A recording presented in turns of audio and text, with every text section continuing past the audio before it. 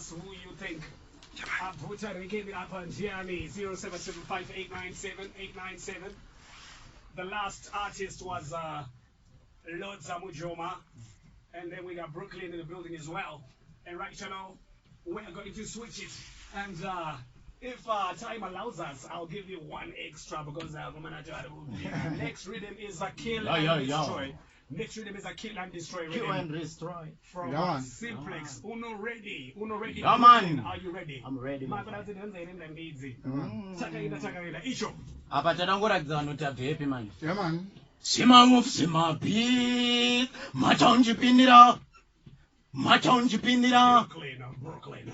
Ndati ndini ndanethanzo pin code mangoma kusimba ungenisa nati boti etipo boys ndovatenda god yakadzidza chiyedza kwete kilifoti sound zvapindira zvemawolf zvemabeast gore rino ndafuta ngeflower yeswa east handibviyarare ndobva mash west terera chingoma kani ichi chine tesau zvapindira zvemawolf zvemabeast gore rino ndafuta ngeflower yeswa east handibviyarare ndobva mash west terera chingoma kani ichi chine tesau ini ndinotobva notoni taimoti nditende Jumbo reprotone, mama ndichikura ndite mutikoni, matinda murasta, handibate pekoni, yanetsa munerangu keshani, handi ndiwe uri pa number 1 position, ndavatandisira kaoni formation, handi ndiwe mpana 1 ane solution, wachano, ndakupinda kunge Russia pa Ukraine, seku ataka sekutopora Putin, mangoma ini ndine hobo machinery, totokanda mabomba nekuti ndri artillery, ndakupinda kunge Russia pa Ukraine, seku ataka sekutopora Putin, mangoma ini ndine hobo machinery totokanda mabomba nekuti ndri artillery chabhando toni kwete Moscow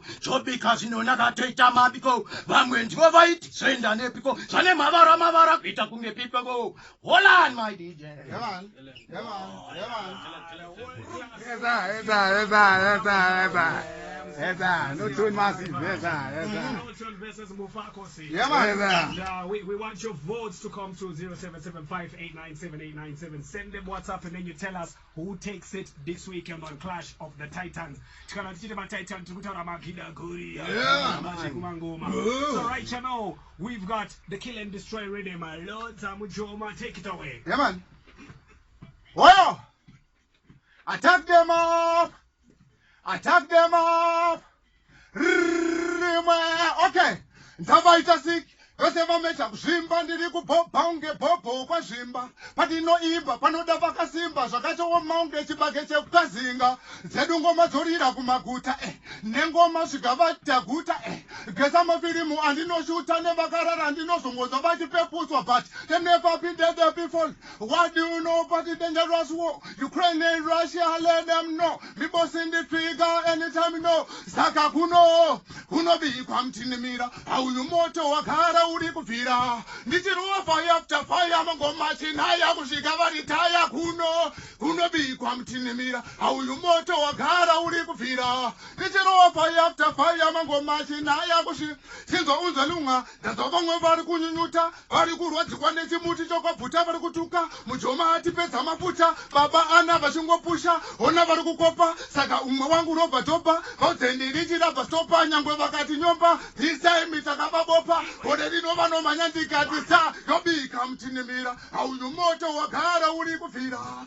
ndichirowa fire after fire mangoma chinaya kusvika varitaya ndikati alitobika mtinimira auyu moto wagara uri kufira tichirowa fire after fire mangoma chinaya kusvika varitaya bose bingu kumatkoruf tange ndatosvika panzvimbo fanika goruf hapana ndovarova netsvimbo type inontaura kana ndisipo ndiripo venyepera kuti ngoma riripo sepapapapapa ndakachacha vaudze kuti vatondizama tonditadza jaira kundirimisa mutara nebasa zitandi Mujoma basa ndapedzisa pamba varwisane nevana chiti ndiri hwai manje ivo ihwayana vaita vari vashoma ava havana ukwana rega ndizvidure kuti havana ukwana nekuti nguva yekunyengerera yakadarika yekutenderera tichipanika vachitikopeya nevanhu vataidarika imbonzwa chingoma chandabika iwe kilikili session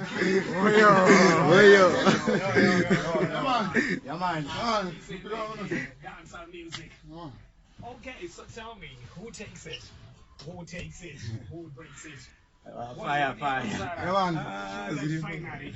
And then what we're going to do for Clash of the Titans, we're going to try to make a show happen, a live performance, and then you can see the underground artist. So that was Brooklyn from Norton versus Lodza Mujoma. So looks good like we're a bit ahead of time, and Norton and Brooklyn are actually green. Fair and fine, I'm gonna count your votes, and then we will decide who takes the cup for today. The first round, the first ever round, the Clash of the Titans, where we are talking about radio exposure. In the and gentlemen, problem problem. We checked out your performances. And Brooklyn, tell us a little bit about yourself. Koma Kebs. Hapo tika pfura rewe road takananga tichipfura nepamagambo police station. Exactly. Have you been recording before? Yeah, hapa tunashanda na Mpuma Simplex. Oh, Simplex. All right. This one is Norton and is Brooklyn. Brooklyn, ipa ma shout out boys ra kuri kusimbisa. Walani. Ndinoti big up kunevesa vari kusimbisa ndande vanosimbisa zvimahoof mabeast kubva since day one. Chitanga kubiga futi Eldanoa. Totanga wabiga baba wangu ndiwakaita zvimwe zvinhu zvacho zvivhurike bridge rikuroseke. Nice. Totanga kubiga futi Mkoma Crispy outer Simplex music.